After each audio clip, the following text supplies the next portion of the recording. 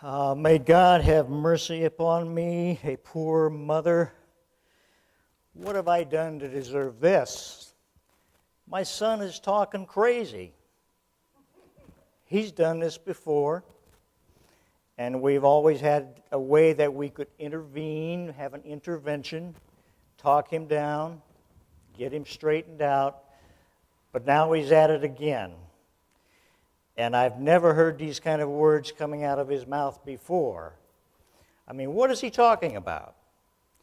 I followed him for over a year. We would go from village to town and from hillside to the sea, and he would preach these wonderful messages about bringing peace to the world, peace between people with reconciliation, spreading love, giving of ourselves for the sake of others, being a blessing to the world. He had talked these wonderful talks to people who gathered to hear him, and they hung around even to hear more. So now he's an arsonist? He wants to burn the world down? And not only that, he knows that I haven't spoken to my mother-in-law for years.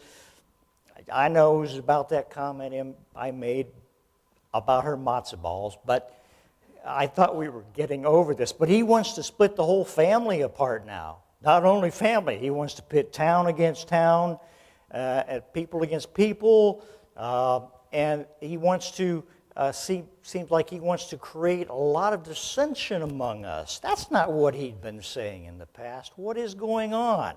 Do we need another intervention with him? Because this is not the message he has been talking about for his entire ministry. My God, what have I done to deserve this? Help me to reach out to him and help him to see the way. There's a word that's going around in the political world now.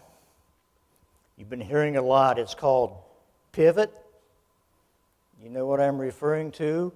When a candidate changes his or her message from one mode of a primary to another audience and another mode to the general election. Well, has Jesus made a pivot here? Is he trying to talk to a different audience, create a different message to make it more acceptable, appealing to different people? It's hard to tell what's going on here. What is his message about suddenly he wants to tear the world apart? We can't quite figure out what he has in mind. So we have to look perhaps for the context of which Luke has this particular passage. This story appears in all three of the synoptic gospels, so they have a common source, which they all drew on, but have different contexts for this message. So we turn back and to the previous chapter in the Gospel of Luke, and we see that Jesus had sought out a confrontation with the Pharisees. He was arguing with them. And there's a group of people called the lawyers that he was arguing with as well. Now, arguing with this group of people could have consequences, and he knew that. They had power over him, even the power of life and death, as we were to find out later. But nonetheless, he chose to pick a fight with them. And as such, was creating quite a reputation for himself within the synagogue and within the temple, and became rather notorious. Now, they had an issue with him, too.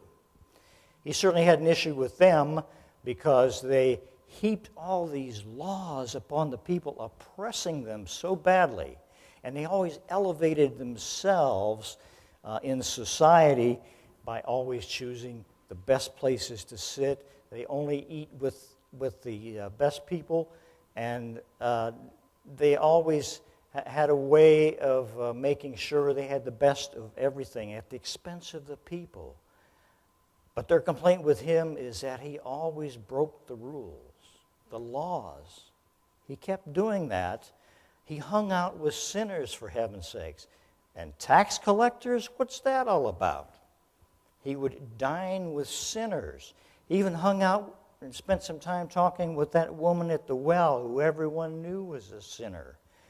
He would touch and reach out to people on the margins, the lepers, the cursed among them, which you just didn't do. Those were the rules of society and the laws of the Jews that you just didn't break. But Jesus was breaking them all the time, which caused conflict, constant conflict between Jesus and the rest of society. Now, we know that all communities have laws which kind of regulate our behavior because we will tend to go off on our own and make our own rules. But they also have unwritten rules in communities and in families that we understand there are certain things that are permissible, certain things that are not, that you shouldn't do. Now, I grew up on a farm right between two Swiss Mennonite communities, and as you drove around the townships, there were essentially only two churches that you saw, the Methodists and the Mennonites. There were no Catholic churches there. And I grew up in a small school district, and then when they consolidated with a district just to the north at a township, there happened to be a Catholic church there. And so suddenly there were Catholics in our classrooms, which there hadn't been there before. Now, as we were growing up and became teenagers and such, there was an unwritten rule that still applied to teenagers. You stay in the boundaries. You don't date Catholics. But over time, rules, especially with kids, they test the boundaries. They started to break the rules. And there were certain people in that school who crossed the line. Junior prom.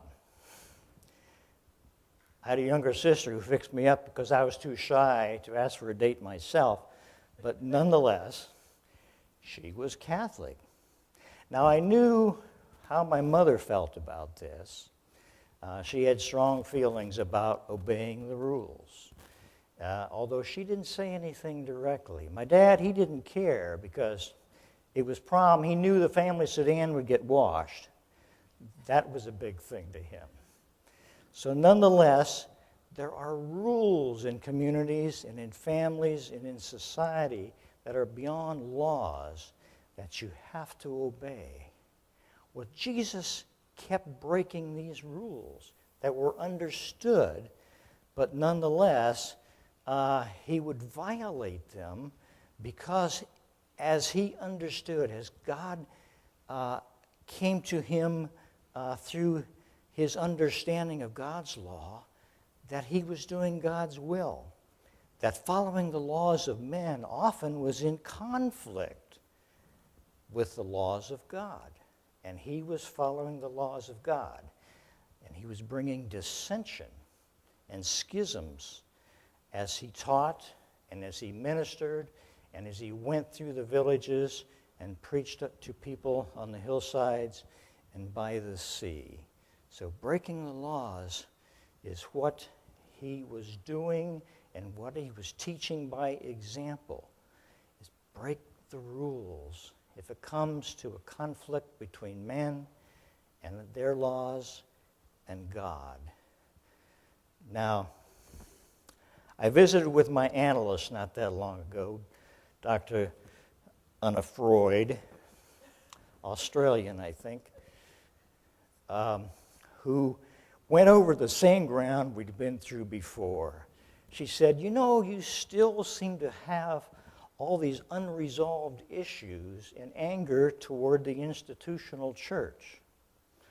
I said, yeah, it's hard to get over because what the church has done throughout the centuries to people has caused so much hurt and has abetted wars and have oppressed the people through its leadership. It has been so cruel down through the years, and continues to oppress people through its rules. And I knew all of this was going on, and it was hard to get over that what the church really has been doing in society. And she said, you got to move on. Think of all the positive things that the church is doing in the world. Yes, indeed it has. And so I said, yes, okay, I'll start to work on that. And so I went home and canceled my check. I said to myself, no.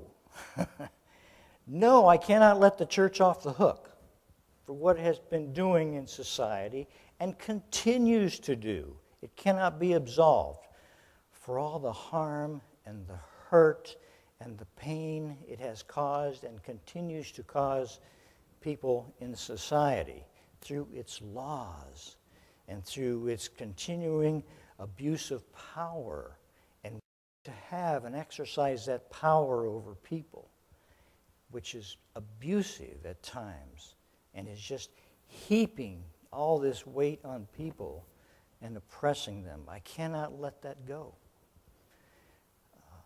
So as a result,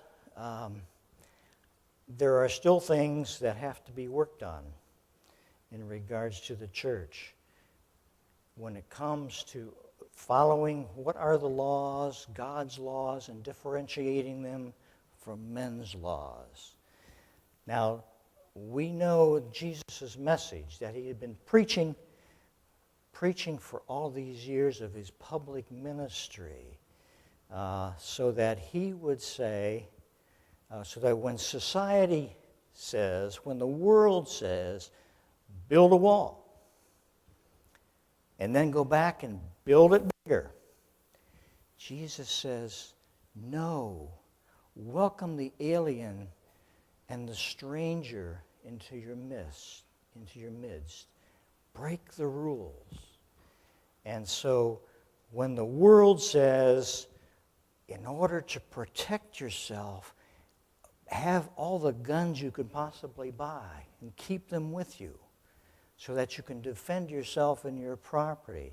And Jesus says, no, I tell you, if someone wants to take your coat, let him have your cloak also. Give to him. Do not resist. Break the rules.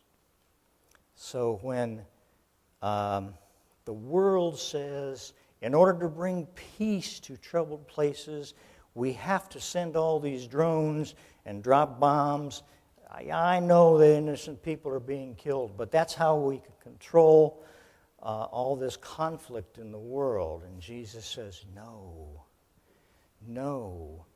Love your enemy.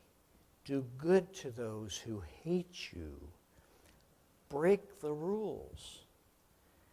And then when the world says, in order to be considered successful in life, you have to amass this huge fortune for yourself and keep it to yourself.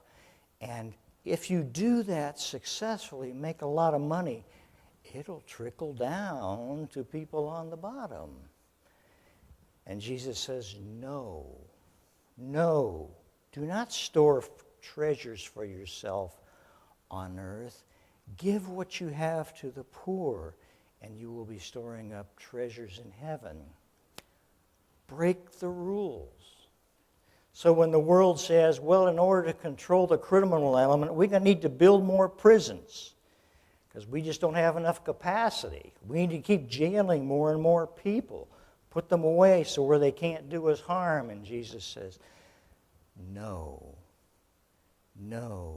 Visit the prisoners. Came to set them free.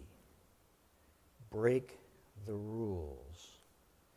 So that's what Jesus has been telling us all this time when he talks about bringing conflict into the world, because breaking the rules creates conflict and schisms. But he's talking about different sets of rules. Men's rules versus God's rules. And the prescription for entering into the kingdom of God is to follow God's rules. And so Jesus is telling us, I want you to follow me as disciples, and we will create God's kingdom here on earth. And the prescription is simple. Break the darn rules.